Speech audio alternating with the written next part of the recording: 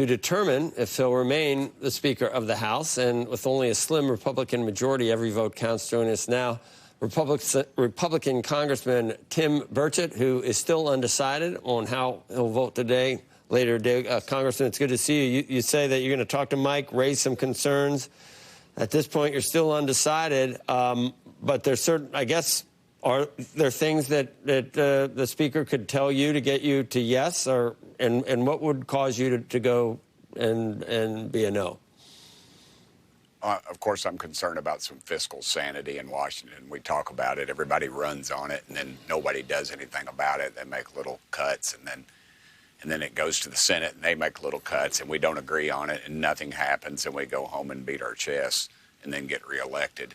And I'm just time has passed for that. We are running off a fiscal cliff, and I've expressed my concerns to Speaker Johnson. I'd like to, like we do in Tennessee, where we balance the budget in our legislature, is single-issue spending bills.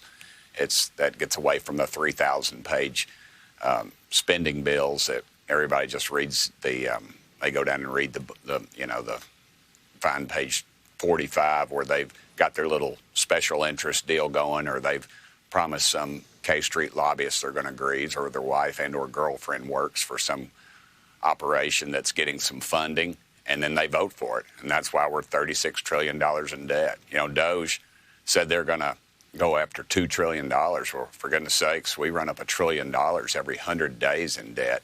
So I think we better get really serious about that. I'm worried about the communist Chinese. I'm worried about the border.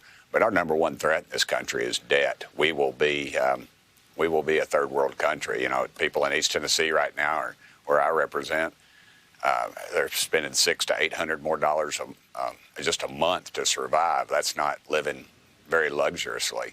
And you see that all over the country. In some areas, it's thousands of dollars a month more. So this reckless spending we're doing, we just can't keep going off that cliff. And those are the things that I'm concerned about. And I've expressed those to Speaker Johnson. He's been very forthright. He gets back to me very quick. I've never seen anybody in leadership at any level that's gotten back to me that fast. Right. Gets back to you, but what can he say? And how can he allay your concerns? And if, he's been Speaker for a while, and, with a lot of these same arguments front and center Sure. for a while, and then you saw, a month or two ago that, a couple of people called it like a pork pie or something that he put forward. Yeah. So it doesn't seem like there's been any change in behavior at all.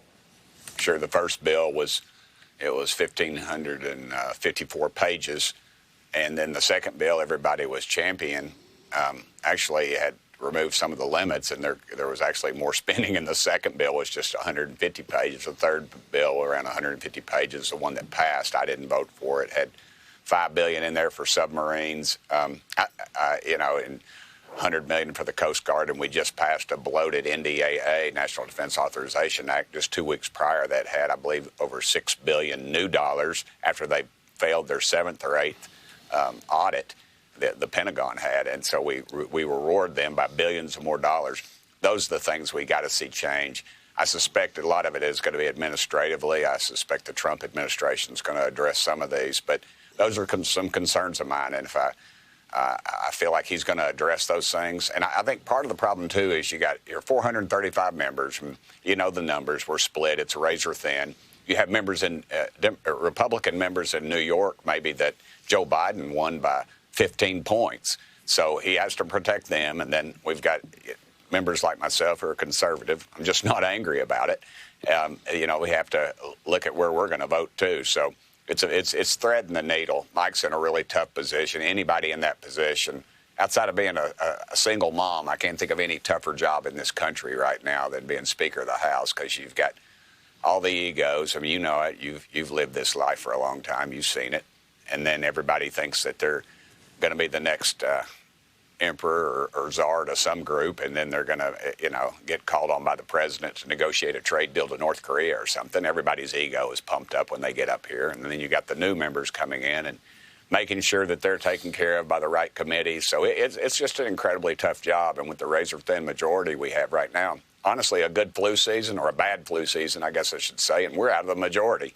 So It's just a lot of things to take into consideration. I'll be praying about it, and I'll make my decision according to that this morning. So you don't know what we should expect. Do you even want to venture a guess? Well, I think it's going to be very close. You have the members of the Freedom Caucus who are very close. I'm very close to, or would like to see one of their members. I think Chip Roy as chairman of the Rules Committee, and then you have liberal members of our party that don't want that. So with that razor-thin majority, what does he do? Can he work a deal out? I've stated, with a one-person rule that you can call a speaker up to throw him out. I would suggest to him, I would say, make Chip Roy that. And then if it doesn't work out, and then a member decides that he doesn't like the speaker, to bring it up. But I think right now we need to move ahead, and I hope we can come to some conclusion this morning. Very good. Congressman, thanks. You don't look French. They told us in our area it was Burchett. They said Burchett. Yeah, he's from East Tennessee. Burchett. It's Burchett. Yeah, my uncle's buried in France. He died fighting the Nazis while my dad was off fighting the Japanese. But that's the closest we've ever come to France. Yeah, Burchett. Yeah, you're not a Burchett. I won't forget. I'll remember next time. Thanks, Congressman. Thank you, brother. Hey, thank you for having me on. It's an honor. You're very welcome. Thanks. It is 8 a.m. on the East Coast, and you're watching Squawk Box right here on CNBC.